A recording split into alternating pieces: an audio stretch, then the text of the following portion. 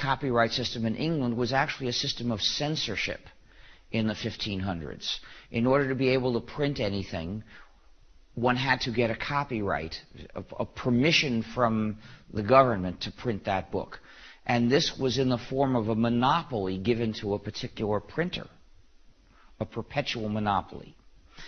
The system of censorship became obsolete around 1700. So England adopted a different copyright law that gave the monopoly to the author temporarily. And people began to think of this as a system to promote writing. When the U.S. Constitution was written, there was a suggestion that authors should be entitled to a copyright. Now, you'd never believe this listening to the movie companies and so on, but in fact that suggestion was rejected. And instead, the U.S. Constitution adopted a different idea, which is that copyright is an optional system for promoting authorship by giving authors temporary monopolies. Congress could set up such a system if it wished, but it was not required. And if they did so, the purpose was explicitly stated as to promote progress. Now, copyright in the age of the printing press functioned as an industrial regulation because it restricted publishers. It didn't restrict ordinary readers because it didn't restrict the things ordinary readers could do. Ordinary readers did copy by hand, but nobody ever tried to accuse them of copyright infringement because copyright was understood as an industrial regulation.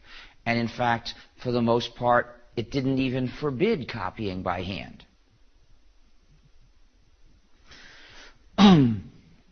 So, because it was an industrial regulation, it was also easy to enforce, pretty much uncontroversial, and arguably beneficial for the public. It was easy to enforce because it only had to be enforced against publishers, and it's easy to see who's publishing a book. You look and you find copies on sale, and you say, where did these come from? You don't have to invade everybody's home or everybody's computer. It was pretty much uncontroversial because the readers not being restricted in the things that they could feasibly do, they had no reason to complain. And it was arguably beneficial because the public exchanged a freedom that it didn't have the capacity to exercise, and in exchange got more writing. So more writing is a good thing, and the public didn't lose anything. If you have something that's valueless to you and you sell it, and in exchange you get something that's good, it's a good deal. So the copyright bargain, as it was known, was probably good for the public in the age of the printing press. Now, around 1900, printing presses became a lot more efficient, and printed books became a lot cheaper. I think that's when paperback books began. And the result was that even poor people, if they knew how to read and write, could buy printed copies. They didn't have to copy by hand anymore. And so the idea that lots of people would actually copy by hand was forgotten. But nonetheless, copyright was still treated as an industrial regulation, and people didn't face threats of prosecution if they copied a book by hand once in a while.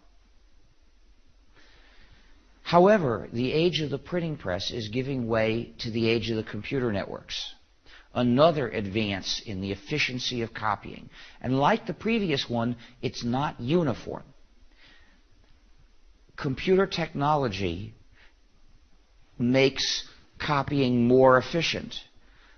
But its biggest effect is on one-at-a-time copying. It brings us to a situation almost like the ancient world, in which one-at-a-time copying is almost as cheap as mass production copying. Now, it's true that there's still a certain amount of advantage for mass production. For instance, mass-produced CDs are somewhat cheaper than one-off CDs and more durable.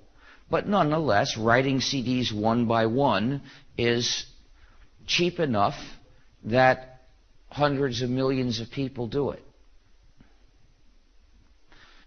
So we're now back in a situation like the ancient world, where anybody who has a copy of a work in her computer can feasibly copy it and also do other things with it.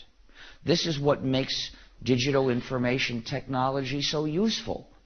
It facilitates copying and manipulating information. But not everybody wants this to be easy for us. The publishers, for decades, used to say, digital technology creates problems for copyright law. And this shows how backwards their ideas were. I would say copyright law creates problems for the use of digital technology. So it's a matter of where your priorities are. Is your priority how to restrict people, or is your priority how to enable them to do things? And the result of this technological change is to change the implication of copyright law. The same law, which in the age of the printing press was an industrial regulation imposed on publishers, controlled by authors for the sake of the public benefit, turned into a restriction on the general public in the name of the authors, but actually wielded by the publishers. Completely backwards. That's what a change in technological context can do to a law. So even if copyright law had remained unchanged, the law that was probably a good thing in the age of the printing press would be a bad thing now. So what would democratic governments do in a situation like this? Well, if they have been selling our freedom on our behalf to get something for us, and now, and we used to be content with that because we couldn't exercise that freedom anyway, but now we can exercise it, and now we want to exercise it. What the governments would do on our behalf is they would say, we can't continue this deal, not in its past form. We've got to reduce it. The public, the citizens want to keep some of this freedom and exercise it. So I'm sorry, you can't buy as much freedom from them. We're going to have to renegotiate the deal and make it smaller. You can measure how undemocratic our governments are by their tendency to do the exact opposite. Since, in the past few decades, in the same time that we have seen the burgeoning of digital information technology,